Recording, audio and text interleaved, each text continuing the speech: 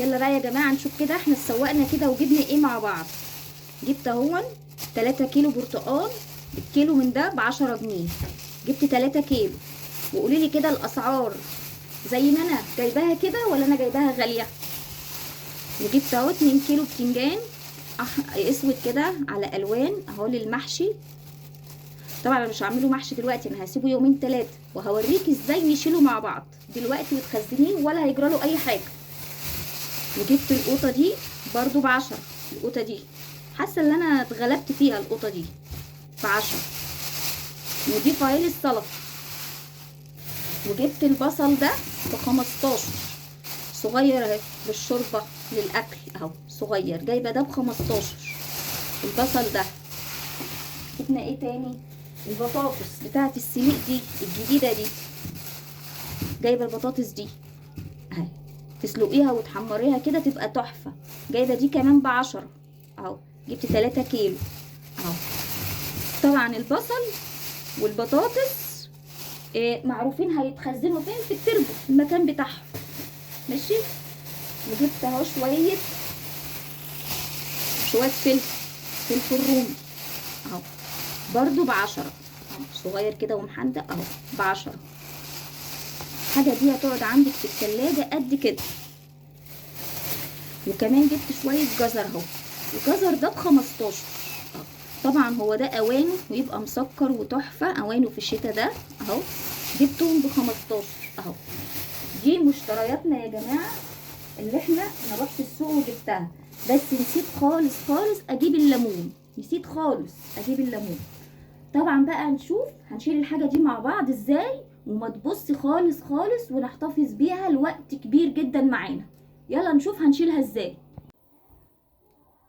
كده بقى يا حبايبي، اول حاجه شلتها في التربو البصل والبطاطس. طبعا دي كده خلاص عارفين بنشيلها في التربو. والبرتقال ده هنسيبه كده زي ما هو كده في الكيس كده على الرخامه، مش هنحطه في التلاجة عشان ما يسقعش ويوجع سناننا. اول حاجه بقى هشيلها عشان تقعد معايا وقت طويل البتنجان. هعمل ايه؟ اجيب حته كده قطن تكون طريه كده ونضيفه، واقوم حاطه فيها البتنجان بالشكل ده. انا بعمل كده والله العظيم يا جماعه بيقعد عندي بال15 يوم اهو. بتنجان كله فريش اهو لسه صابح مش مركون عنده. هقوم لماهم كده في الحته. تخزني الخضار ده يقعد عندك وقت، ما تجيبش الحاجه غاليه وتيجي تبوظ منك.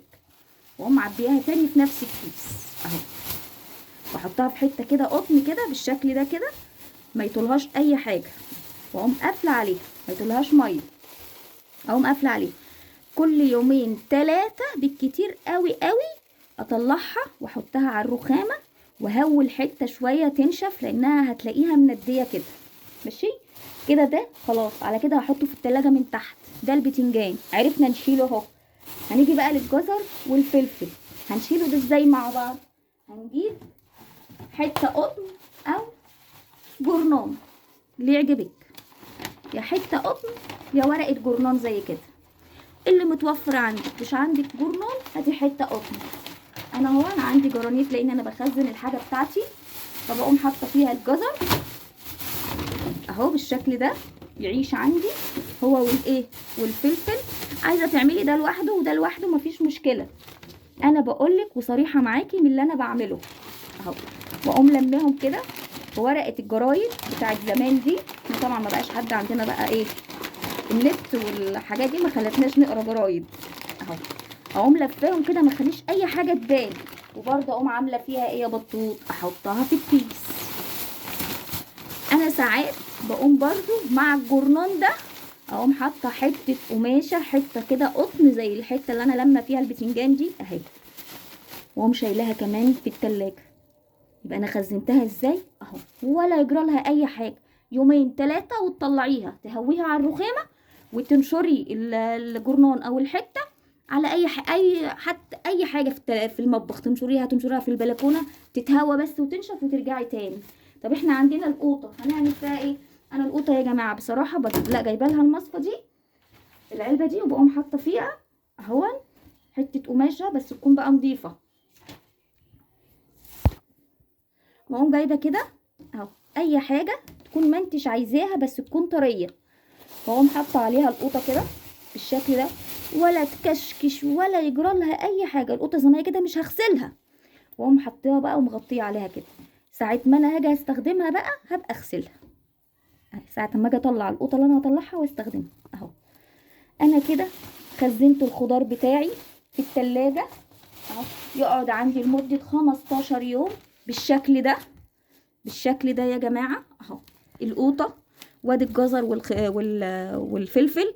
حتى لو جايبة خيار جايبة ليمون تعمليه بالشكل ده. ودي البتنجان والبرتقان هسيبه بره، والبصل والبتاع ده البطاطس حطيته في التربو عادي، تحطيه بره عادي وتسحبي منه كده يا جماعه. ده انا عرفتكم ازاي نخزن الخضار بتاعنا وما يبص مننا ويقعد معانا اطول وقت. انا ما جبتش خضره وجرجير ولا الحاجه دي، هو قال لي هيجي كمان شويه بس انا كنت مستعجله. فالمره الجايه اما اجيب جرجير واجيب خضره هوريكم ازاي برضو تخزنيها وتقعد عندك وقت طويل. تنسيش يا حبيبتي لو عجبك الفيديو بتاعي تحط اللايك وتشتركي معايا في القناه وتدعميني. باي باي.